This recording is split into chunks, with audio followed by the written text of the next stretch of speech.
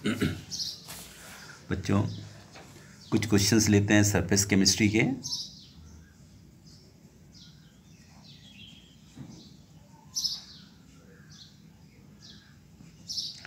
और इस टॉपिक में आपको लगभग सब कुछ पढ़ाया जा चुका है और इसे आप कंप्लीट करें चैप्टर को। इसमें कुछ क्वेश्चन लेते हैं, इसकी बात करते हैं।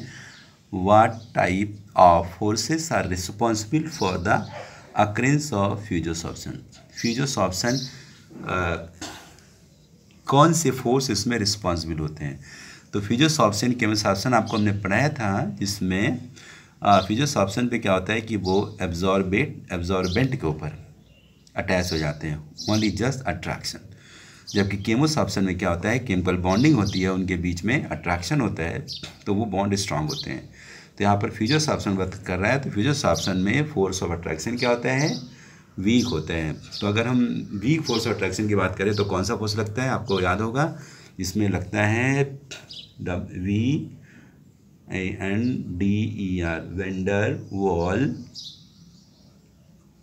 Vendor Waals forces.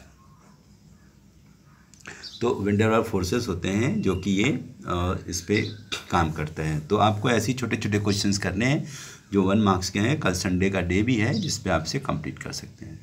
दूसरी बात आते हैं, दूसरा क्वेश्चन दिया, which has a higher enthalpy.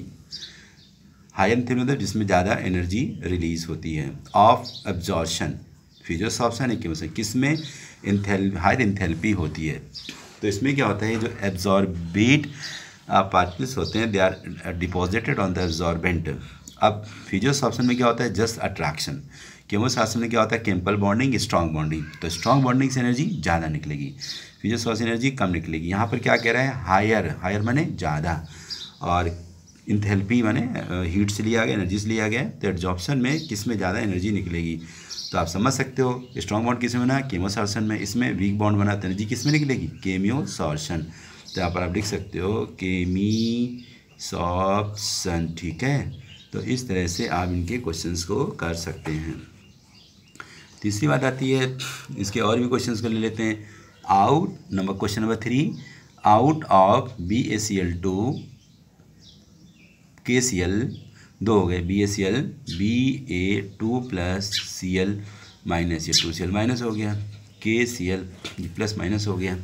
Out of BaCl2 and KCl which one, इनमें से कौन इज़ मोर इफेक्टिव, कौन इफेक्टिव है इन काजिंग, किसके लिए, कोगुलेशन के लिए। किसके लिए, coagulation of a negative charge colloid से। नेगेटिव चार्ज के लिए कौन इफेक्टिव होगा, नेगेटिव चार्ज, यहाँ ध्यान देंगे, ये नेगेटिव कोलाइड के लिए। तो जो नेगेटिव होगा इस पर कौन इफेक्टिव होगा, ये होगा, ये होगा। तो आपको कल हमने टॉपिक दिया था, पिछले टॉपिक में लिया था हार्डे-सोजे का रोल। तो उसमें क्या बताया था, coagulation is directly proportional to charge. तो इसमें कितने चार्ज हैं, यहाँ पर अगर हम देखें तो चार्ज कितने हो गए। तो यहाँ पर क्या हो गया, ये 2 चार्ज हैं और यहाँ पे 1 चार्ज है। तो ये ज़्यादा आपका 2 प्लस है और ये -+1 है। तो अट्रैक्शन किस में ज़्यादा होगा, बी के प्लस। तो आंसर क्या बन जाएगा, BaCl2। This is correct answer. Answer क्या हो जाएगा, BaCl2 is more effective for the coagulation, more active होता है, ये आपका आंसर हो जाता है। अब आगे की बात करते हैं, थोड़ा और अच्छे क्वेश्चन लेते हैं। ये सभी इंपॉर्टेंट क्वेश्चन मिलते हैं, बोर्ड के आए हुए क्वेश्चन हैं। Question number 4, what is the type of charge on AG colloids solution formed. क्या बना, AgI बना, ठीक है। अब formed when AgNO3 solution is, ये फॉर्म हुआ है, AgNO3 solution is added to, मतलब AgNO3 जो था वो लिमिटेड था, क्या था, लिमिटेड था, और Ki एडेड टू Ki। तो ये जो Ki था वो एक्सेस था, तो आपने क्या लिया, इसमें Ki ले लिया, ज़्यादा बड़ा हुआ था। इसमें हमने क्या ऐड कर दिया, AgNO3, ये लिमिटेड था, AgNO3 ड्रॉप बाई ड्रॉप। तो आपने क्या, जब रिएक्शन हुआ तो क्या हो गया, यहाँ से Ag प्लस और I माइनस, तो ये बन गया आपका Ag प्लस I माइनस। अब क्या बचा इसमें, यहाँ पर K प्लस और NO3 माइनस, ये इलेक्ट्रोलाइट हो गया ना, इलेक्ट्रोलाइट है KNO3 इलेक्ट्रोलाइट। तो ये आपका ये इलेक्ट्रोलाइट होता है, इलेक्ट्रोलाइट। तो इलेक्ट्रोलाइट के कारण ये आयनाइज फॉर्म में रहते हैं। क्योंकि एक्सेस था तो क्या हुआ था, इसकी लिमिटेड क्वांटिटी से रिएक्शन कर गया और क्या बना, AgI बन जाता है। अब AgI बनने पर एक्सेस क्या था, I माइनस और K प्लस, तो K प्लस हम लिख चुके हैं। तो यहाँ पर I माइनस जो था वो था एक्सेस, ये था एक्सेस था। तो ये जो I माइनस था वो क्या हो गया, AgI के ऊपर यहाँ पर जो I माइनस है इसके ऊपर माइनस चार्ज आ गए, माइनस चार्ज आ गया। ठीक है, हम लोग इसको ऐसे लिखते हैं AgI और I माइनस। तो ये जो AgI माइनस आ जाता है तो इसका मतलब अगर हम गौर से देखें तो आपको समझ में आना चाहिए इस पर कौन क्या बोलते हैं, what is the type of charge, किस तरह का टाइप ऑफ चार्ज बनता है। तो चार्ज क्या हो जाएगा इसका, कैसा चार्ज है, ये कैसा चार्ज, नेगेटिव। तो आंसर हो जाएगा नेगेटिव चार्ज हो जाएगा। ठीक है, और ये आप यहाँ पर ये आपका आंसर बन जाता है नेगेटिव चार्ज का। ठीक है, ये आपका आंसर हो गया, सब माइनस हो गया। अब आगे की बात करते हैं, यहाँ पर देखते हैं, बहुत इंपॉर्टेंट क्वेश्चन है। What is the emulsion, what is an emulsion. Emulsion क्या होता है, अभी आपने वीडियो में पढ़ा होगा पहले। तो डीपी का मतलब डिस्पर्स फेस, डिस्पर्स का मतलब जो कम मात्रा में होते हैं, डिस्पर्सन मीडियम जो अधिक मात्रा में होते हैं। तो बेटे ये भी लिक्विड, ये भी लिक्विड। जब डिस्पर्स फेस डिस्पर्सन मीडियम होते हैं वो आपके दोनों के दोनों लिक्विड फॉर्म में रहते हैं और ये बनाती है इमल्सन। तो ये क्या बन जाती है, मिल्क या कॉड लिवर। दो एग्जांपल हैं। मिल्क आप देखते हो ना, जिसमें आपको डिस्पर्स फेज डिस्पर्सन मीडियम में समझ में नहीं आता है कौन कहाँ कैसे मिला हुआ है, अच्छे से मिक्स हो जाते हैं। तो ये हमारा इमल्सन कहलाता है। उसको निकाला भी जा सकता है, कर सकते हैं। एक होता है ऑयल इन, इसमें दो आपने पढ़े थे, नंबर 1 नंबर 2। इससे तो आंसर नहीं है, but you may know oil in water and water in oil, ये दो तरह के आप पढ़े होंगे। तो दिस इज द इमल्सन। अब हम आगे चलते हैं, क्वेश्चन और लेते हैं। What is the similarity between physisorption and chemisorption. ये सिमिलरिटी क्या होता है, तो ऐसे क्वेश्चन को समझने के what is similarity between the physisorption and chemisorption. अब इसमें जरा सा ध्यान दीजिए तो क्या हो सकता है। देखिए इसमें फोर्स जो होता है वो अलग अलग होता है, इंथैल्पी जो होता है वो अलग अलग होता है। ठीक है, और अगर बात करें तो क्या हो गया, एरिया की अगर बात करें तो जो छोटी एरिया है या बड़ी एरिया है, तो छोटी एरिया बड़ी एरिया ये दोनों के दोनों फिजियोसॉर्प्शन केमोसॉर्प्शन के प्रोपोर्शनल होते हैं सरफेस एरिया। तो सरफेस एरिया ऐसा टर्म इसमें आता है जो कि दोनों के लिए सिमिलरिटी होता है। तो यहाँ पर आंसर आ जाएगा सरफेस एरिया। ठीक है, सरफेस एरिया आ जाता है, एरिया बन जाता है। तो ये आपका क्वेश्चन इससे आंसर बन जाता है। अब क्वेश्चन नंबर हम लोग 7 लेते हैं। यहाँ से कहते हैं which of the following is most effective electrolyte in the coagulation. Coagulation में कौन सा मोस्ट इफेक्टिव कोगुलेशन में इफेक्टिव कौन होता है AgI के लिए। ठीक है, इसको क्या करना है, कोगुलेट करना है। कोगुलेट का मतलब large number of colloidal particles coagulate combine together to become a big large sized that is now converted into the precipitate। तो कोगुलेशन में क्या होता है, कोलाइडियल टू PPT बन जाता है। तो कोलाइडियल टू PPT बन जाता है। तो इसको आपको बताना है इन तीनों में से कौन जल्दी PPT बनाएगा। तो इस पर सबसे पहले देखेंगे कि चार्ज क्या है। चार्ज है पॉजिटिव। तो अब आप चेक क्या करोगे, चेक करोगे नेगेटिव चार्ज, इसे आप चेक करोगे। तो नेगेटिव इसमें क्या हो गया, इसका नेगेटिव यहाँ पर क्या है, थोड़ा सा देखें, ये है SO4 2 माइनस, यहाँ पर Cl माइनस, और यहाँ पर FeCN6 और ये 4, इससे 4 माइनस हो जाएगा। तो कोगुलेशन किससे ज़्यादा होगा, आपने हाइड्रोजन जिगर पढ़ा था। तो वहाँ पर क्या बोला था कि जो coagulation power is directly proportional to charge. तो चार्ज किस पे ज़्यादा है, इस पे ज़्यादा। 4 माइनस यहाँ पे 2 माइनस है, यहाँ पे 1 माइनस है। तो ये आपका 4 minus is the correct answer. ये तो इसी के प्रोसेस हो जाएगा। तो आपका आंसर क्या बन जाता है, this is the correct answer. ये आपका है correct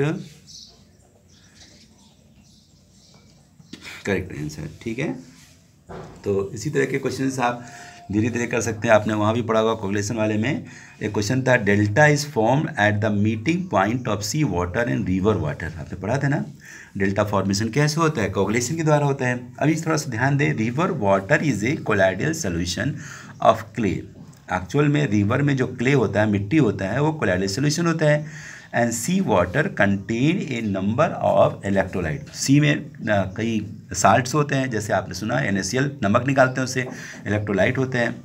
when river water meet the sea water, जब रिवर आकर के सी पर मिलता है तो क्या होता है, the electrolyte present in the sea water coagulate, जो सी वाटर पे आकर के रिवर मिलता है तो क्या हो जाता है, कोगुलेट हो जाता है। और colloidal solution of clay resulting in the deposition with the formation delta, जब कोगुलेशन हो जाता है तो प्रेसिपिटेट इसको बोल रहे हैं। प्रेसिपिटेट में क्या होता है, सॉलिड मटेरियल कोगुलेशन के द्वारा मिलके इकट्ठा हो जाता है और वहाँ पर एक डेल्टा फॉर्मेशन कर देता है।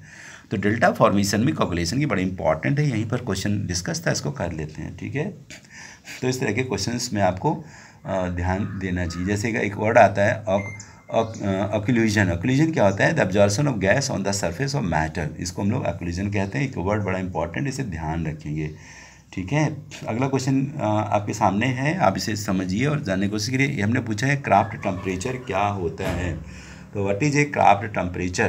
तो I think the child is now no, मैंने इसको पिछले टॉपिक में लिया था, तो आप इसे समझ सकते हैं कि क्राफ्ट टेम्परेचर क्या होता है। तो क्या होता है, minimum temperature for the preparation of Mrs formation. तो आप मिसेस फॉर्मेशन में आपने इसको पढ़ा थे, सेव कर लेंगे। अब एक क्वेश्चन आते हैं यहाँ से, देखिए यहाँ से बड़ा इंपॉर्टेंट है, right the dispersion phase and dispersion medium of dust. अब इस क्वेश्चन को आप थोड़ा सा ट्राई करें और देखें कि आप इसका क्या आंसर देते हैं, ठीक है। तो आप इसे थोड़ा सा ट्राई करें। तो right the disperse phase DP, dispersion medium, ठीक है, ऑफ डस्ट। डस्ट में डिस्पर्स पे डिस्पर्सन मीडियम क्या होगा। तो सबसे पहले आते हैं डस्ट जो होता है वो होता है क्या है, डस्ट इज एरोसोल। ये क्या होता है, डस्ट एरोसोल, AEROSOL एरोसोल होता है। तो डीपी इसमें क्या होता है, डीपी मतलब ये डिस्पर्जन फेज। डिस्पर्जन फेज क्या होता है, ये होता है सॉलिड, इंपॉर्टेंट क्वेश्चन है। और डीएम क्या होता है, डीएम आपका हो जाता है गैस, क्या हो जाता है, ये गैस हो जाता है, ठीक है। तो ये बहुत इंपॉर्टेंट क्वेश्चन, ध्यान रखेंगे। अब यहाँ से कहता है व्हाई इज फिजियोसॉफ्ट, इसका second part, why is physisorption responsible whereas chemisorption is irreversible. Sorry, just one second, why is the physisorption is reversible and chemisorption is irreversible. जो फिजियोसॉप्शन होता है वो रिवर्सिबल होता है। तो रिवर्सिबल कारण क्या होता है, इसमें वंडरवाल फोर्स होता है, इसमें क्या होता है, वंडरवाल फोर्स होता है। और इसीलिए बिग बॉन्ड होता है, तो बॉन्ड इजीली, बॉन्ड क्या अट्रैक्शन होता है तो इजीली वो रिमूव हो जाते हैं। तो यहाँ पर एड्जॉर्प्शन भी हो जाता है और यहाँ साथ में डिसऑप्शन भी हो जाता है, इसीलिए ये होता है फिजियोसॉप्शन आपका, ये रिवर्सिबल होता है। और केमोसॉप्शन क्या होता है, इरिवर्सिबल होता है, इसमें केमिकल बॉन्डिंग होती है। इसमें क्या होती है, केमिकल बॉन्डिंग। तो केमिकल बॉन्डिंग क्या होता है, दे स्ट्रांग होते हैं, इसका रिवर्सिबल पॉसिबल नहीं होता है। अब इस लास्ट क्वेश्चन इसका है KI में अगर हम इसमें ये मिलाएंगे AgI, तो अब इसमें देखिए क्या बन जाएगा, AgI तो बन ही जाएगा, प्लस क्या बन जाएगा K प्लस और NO3 माइनस, एक्सेस क्या हो गया Ag प्लस। यहाँ पर अभी देखिए यहाँ पर Ag प्लस आ गया, तो क्या हो जाएगा AgI के बाद में Ag प्लस लगेगा, तो कैसा चार्ज हुआ, पॉजिटिव। कैसा चार्ज हुआ, यहाँ पर क्या मिल जाता है, ये पॉजिटिव मिल जाता है। तो इस तरह के क्वेश्चंस आपको इस चैप्टर से करने very important, all are questions may be consider for the board examination, very important questions. तो आप इस क्वेश्चंस को कंप्लीट करेंगे।